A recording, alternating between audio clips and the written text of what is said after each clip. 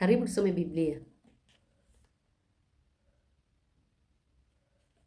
Leo ni tarehe 30 ya mwezi wa 4 mwaka 2026. Tunasoma Mambo ya Nyakati wa Kwanza sura ya 5 mpaka sura ya 6. Leo tunaona wana wa Rubeni pamoja na Wagadi wakipigana vita na Wahajiri. Wakaweza kuwapiga wale Wahajiri kwa sababu kabla ya kupigana walimlingana Mungu.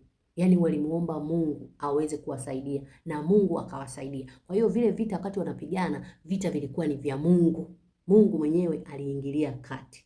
Wakapigwa wale wote Wahajiri. Nini ambacho tunajifunza siku ya leo? Unapomruhusu Mungu apigane badala yako, uwe na uhakika kwamba utashinda hiyo vita. Kuna mambo mengi ambayo unayapitia katika maisha yako, unapambana mwenyewe kwa akili zako. Siku ukiamua kumpa Mungu nafasi ya kusimama badala yako, amini kwamba utavuka hivyo vikwazo na utashinda hayo yanayokusumbua. Tumekuwa ni watu ambao tunatumia akili zetu siku zote. Akili zetu hazitufikishi mahali popote zaidi ya kutufikisha katika maumivu na mateso na majuto.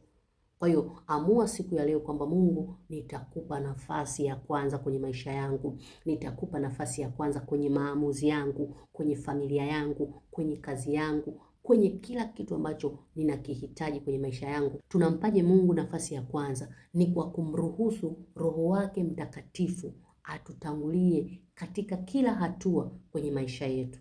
Sisi akili zetu haziwezi lolote.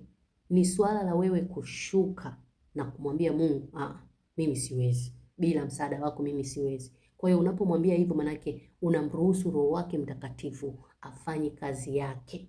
Na siku ambayo utamruhusu Roho Mtakatifu akuongoze, maisha yako hayatakuwa ya kawaida.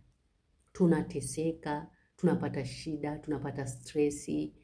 Unakuta kuna wengine wanafika hatua mpaka wanajiua kwa yale magumu ambayo wamepitia. Tumaini letu sisi la kweli ni kutoka kwa Mungu, kwa sababu ni yeye peke yake ambaye anatuwazia yaliyo mema, mawazo ya amani ambayo yanatupa sisi tumaini siku zetu za mwisho. Maombi ya siku ya leo, mwambie Roho Mtakatifu kuanzia sasa na kuruhusu uyatawale maisha yangu yote.